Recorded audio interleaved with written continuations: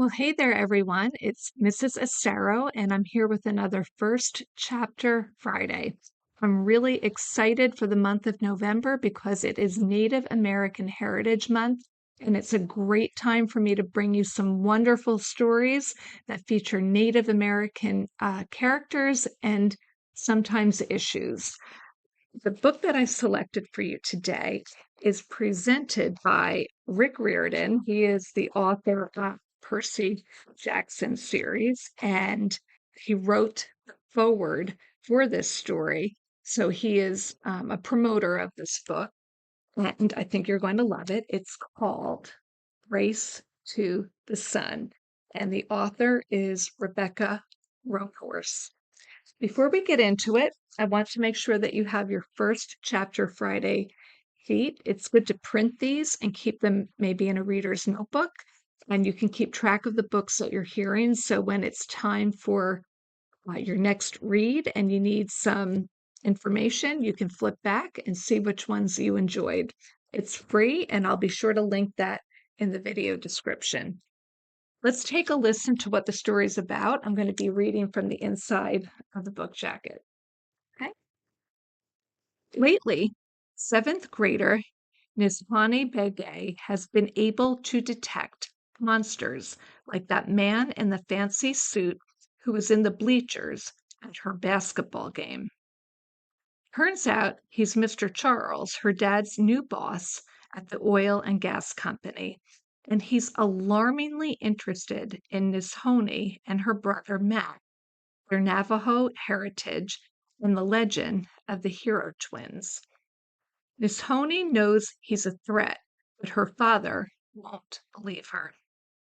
When Dad disappears the next day, leaving behind a message that says, "Run," the siblings and Nizhoni's best friend, Davery, are thrust into a rescue mission that can only be accomplished with the help of Diné Holy People, all disguised as quirky characters. But their aid will come at a price.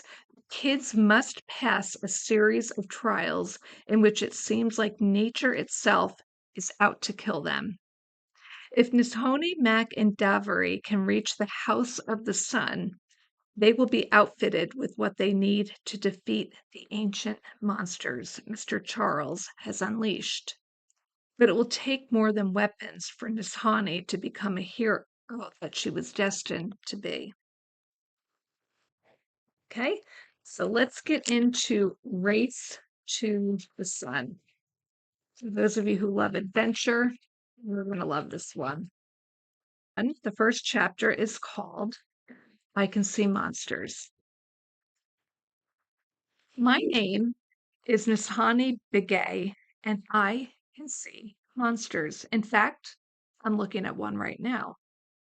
The monster is a pale man with thin blonde hair, slightly bulging eyes, and unusually red lips. He's tall and skinny, and he has on a black suit and tie. Monsters wear human skin more often than fairy tales would lead you to think. Scales and horns and claws are strictly for beginners. Trust me, I'm an expert on these things. The monster is sitting in the second row of the packed bleachers of my seventh grade co-ed basketball game, looking completely normal. Normal, except for the fact that he's wearing a suit when everyone else is wearing a t-shirt. It says Go Isotopes or Go Beavers, depending on which team they're rooting for. Normal, except there's a circle of empty space around him, despite the gym being filled to capacity, like nobody wants to get close to him. Maybe they feel there's something creepy about him too, but they aren't sure what it is. I watch as a lady in a bright purple tracksuit moves in front of him, waving a red and black pom-pom dangerously near his face. Pretty sure if she keeps that up, she's a goner. Monsters don't take too kindly to people invading their personal space. Okay, I made that up. I don't actually know how monsters feel about personal space or whether they eat ladies in purple tracksuits, and I'm not so much of an expert as much as a reluctant amateur.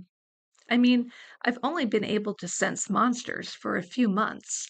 It started as a strange feeling while watching a lady massaging the avocados at the farmer's market, and there was the definite bad vibe from the old dude with the scaly feet and Jesus sandals at the Taco Bell. And just like in those instances, every instinct I have is shouting at me that this guy in the bleachers is not normal. The tiny hairs on the back of my neck rise, a chill, like the time my little brother Mac dumped a snowball down my shirt, shudders down my spine.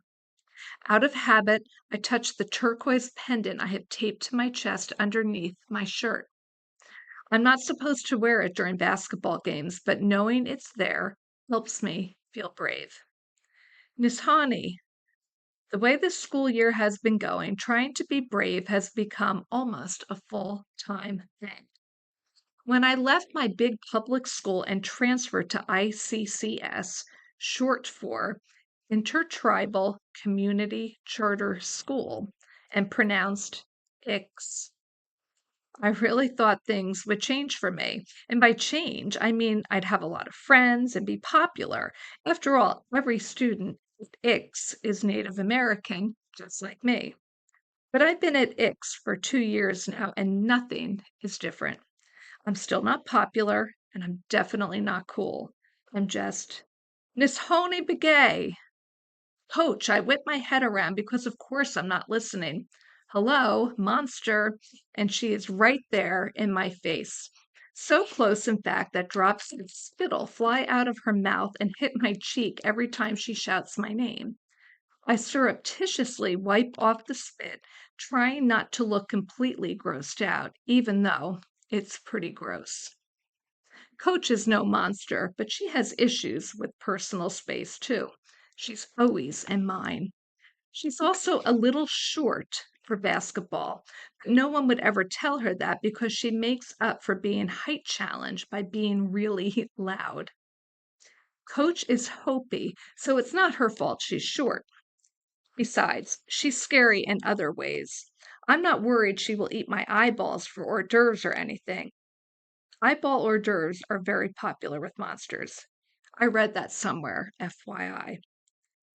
Hope snaps her fingers inches from my nose. Are you even listening? I nod. Total lie. Besides, it's timeout.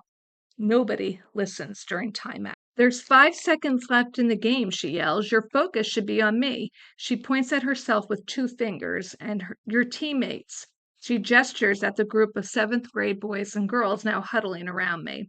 We need you to pay attention.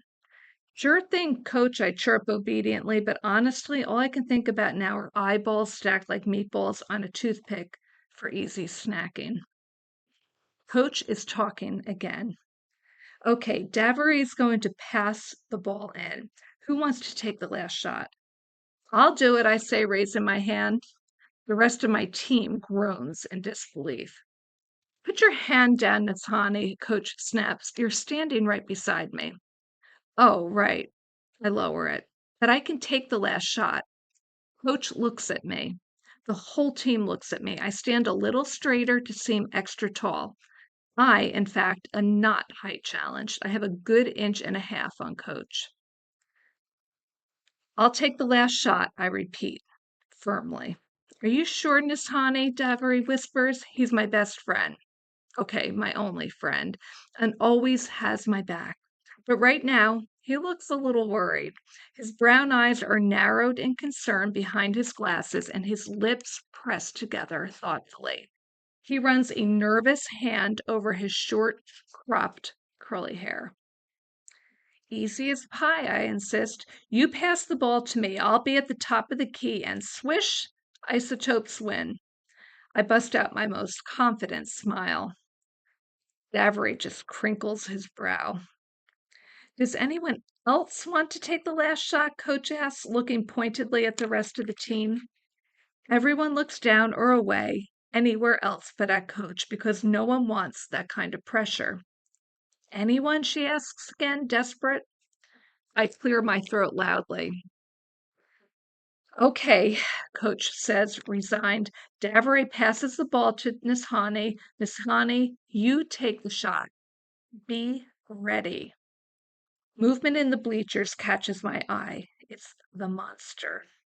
I watch as he makes his way past the other spectators. He's pushy, knocking into people's knees without even saying, "Excuse me." Rude, but then monsters aren't known for their good manners. Some folks give him a dirty look as he shoves his way through. Most just move aside, rub their arms like they're cold, and mutter unhappily to the person next to them. I lose sight of him as the crowd rises to their feet.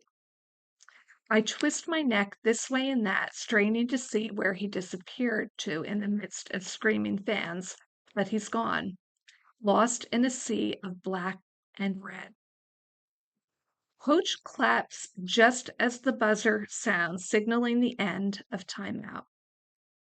Everyone on the team extends an arm into the middle of the circle, touches hands, and yells, "Isotopes!" a rallying cry for what must be the worst mascot in the history of mascots, except maybe for this one team I heard of called Fighting Pickles. But really, who even knows what an isotope is? Davery once tried to explain it to me. Something to do with the history of nuclear technology and atomic bombs in New Mexico, blah, blah, blah. But I fell asleep halfway through. Coach is yelling, we hurry to take our spots. Davery is at midcourt with the ball in his hands. I run to the top of the key and get ready for the inbound pass.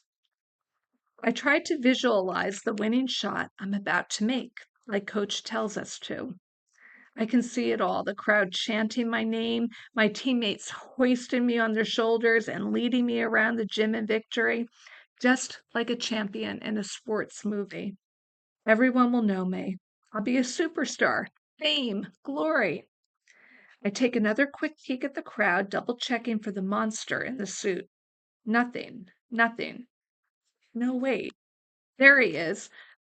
Bottom row, courtside, 20 feet away. His eyes are red, and he's staring at me. Four things happen all at once. I scream. The ref blows the whistle.